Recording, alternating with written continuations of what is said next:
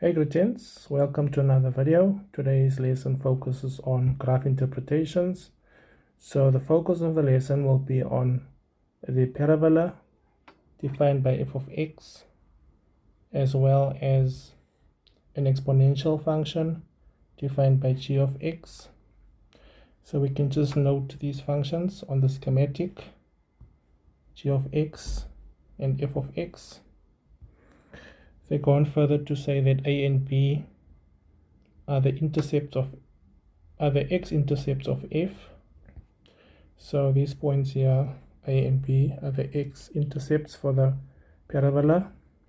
Furthermore, the graphs intersect at a, so there's a point of intersection here at a where the two graphs meet up and cross each other, and they give us a random point e with coordinates 1 and 3 on the parabola, and also they tell us that c is the turning point of f, and d is the y-intercept of the exponential function. So the first question says 5.1, write down the 5.1.1 the coordinates of d. So d on the schematic is the y-intercept for the exponential function g. So I'm going to start by writing the general form or the general formula for any exponential function. That is, g of x is equals to a times bx plus q. And always remember, for an exponential function, q doesn't represent the y-intercept, but q represents the horizontal asymptote. So we're just going to relate it to the given exponential equation, which in our case is g of x is equals to f to the power of x minus 4. So already we have the asymptote, the equation of the asymptote, to be -4. So we can already write down the equation of the asymptote defined by this dotted line as y is equals to -4. So the coordinates here are 0 and 4, but they want the coordinates of d. So to find the coordinates of d, we have to place 0 in the place of x, or in other words, for y-intercept we need to let x equals to 0. So g of x, or g of 0, should be equals to half to the power of 0 minus 4, and anything to the power of 0 is 1. So 1 minus 4 is -3.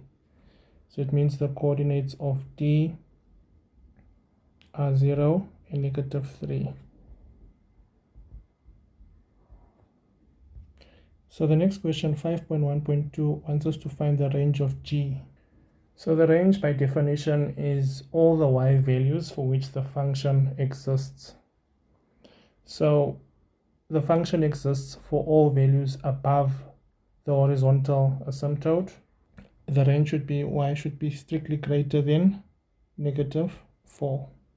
And we can even see it on the schematic that the function exists for all values above the horizontal asymptote. The function is defined.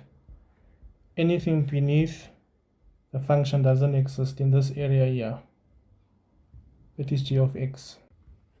So the next question says we are to calculate, 5.2 says we are to calculate the coordinates, 5.2.1, the coordinates of a.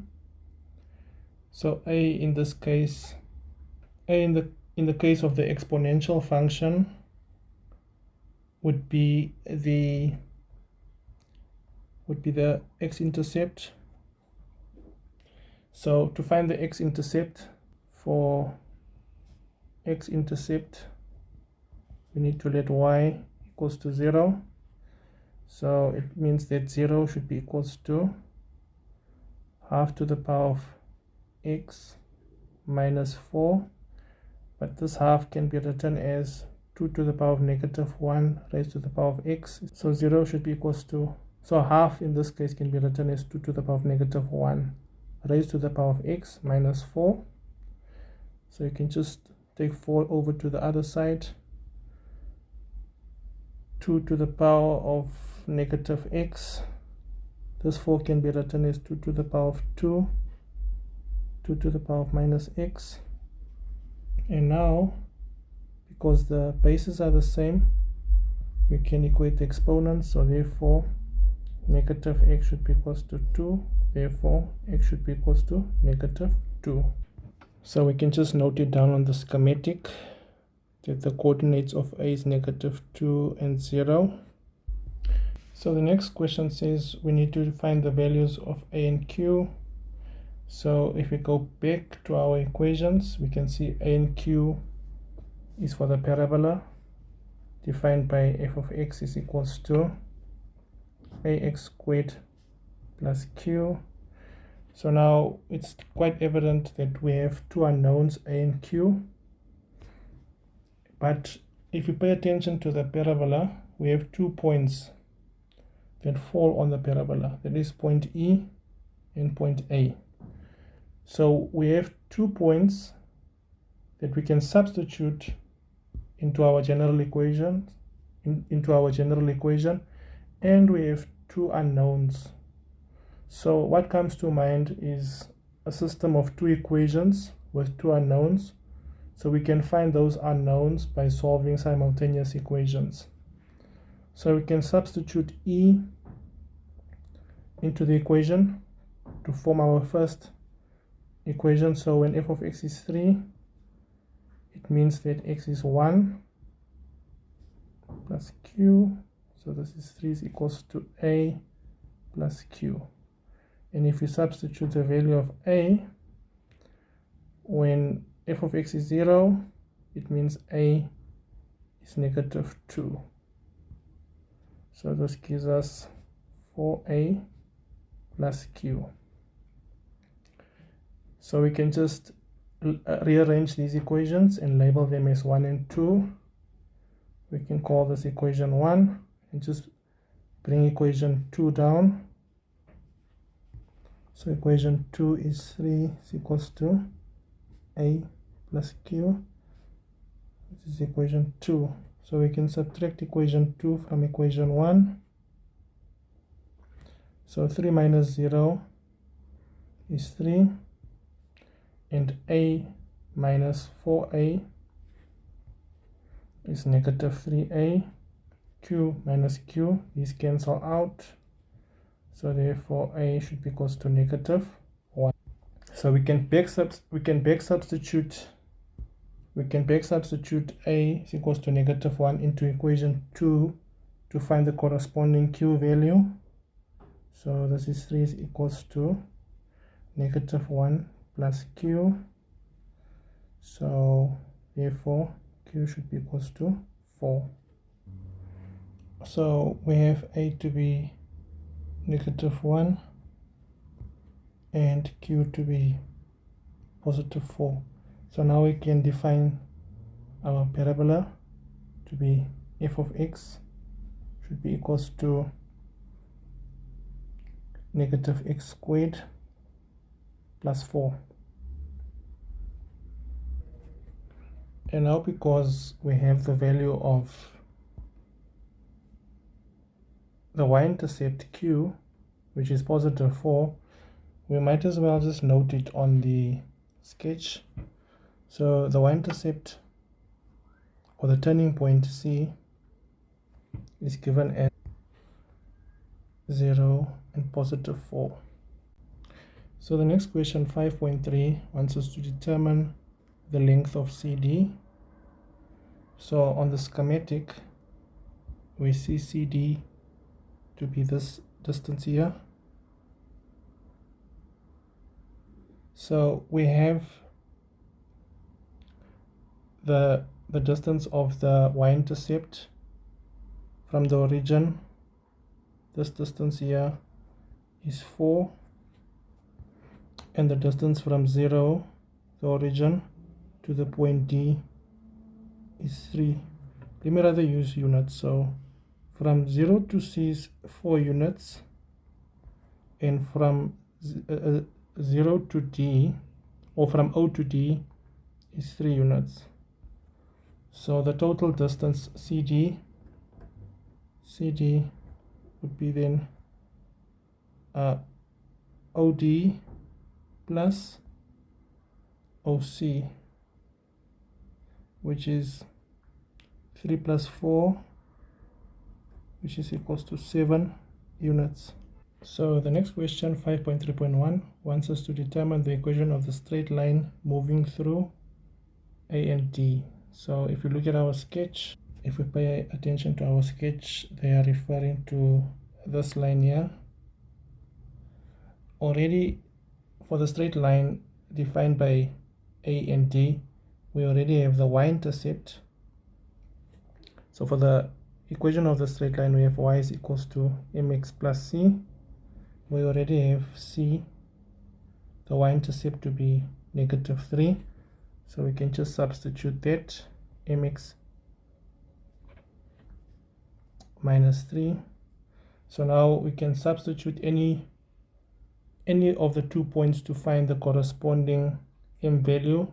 So I'm going to use A. So when y is equals to 0, x is equals to -2 minus 3.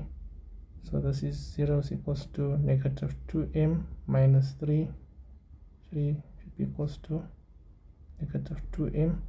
Therefore, m should be equals to 3 over -2. Therefore, the equation that defines AD is y is equals to -3 over 2x minus 3. Next question, 5.4, says for which values of x is 5.4.1 f of x greater than 0. So in other words, when they say f of x is greater than 0, what they mean is that f of x is positive. So if you look at the graph, we can see that there are various regions for where the graph is negative, and there is also a region for where the graph is positive. So I'm just going to illustrate with green where f of x is positive. So for all values of x here, f of x is positive, because remember, the y-axis for quadrant 1 and 2 is positive. So in this region, let's call it region 1, f of x is positive because it's above 0. So for all values in the green region, f of x is positive. Then if you look at where f of x is beneath the x-axis, that is where f of x is negative or smaller than 0. So it's in this region here. We can call this region 2 and 3. That is where f of x is negative, because for all x values, f of x is negative, because this is in quadrant 3 and quadrant 4. Right. So for f of x to be positive, we need to see the x values that bound f of x, so that f of x is positive. And you can see it lies between A and B. So already we have A's coordinates to be -2 and 0. And we can find B's coordinates with ease because we know C is the turning point.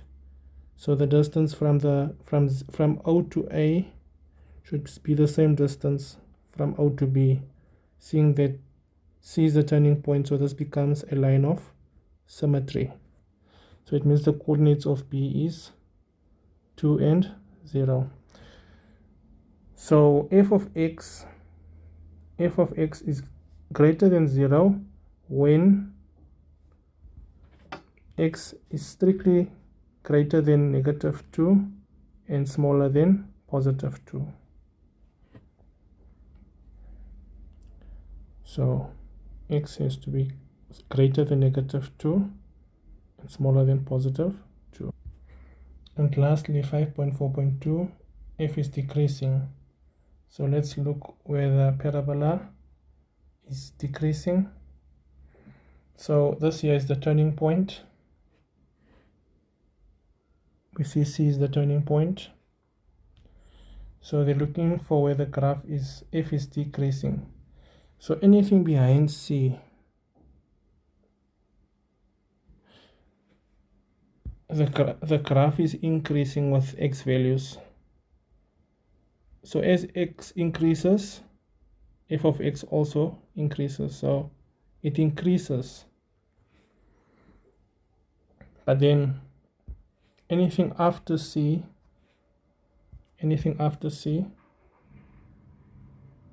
the function is decreasing.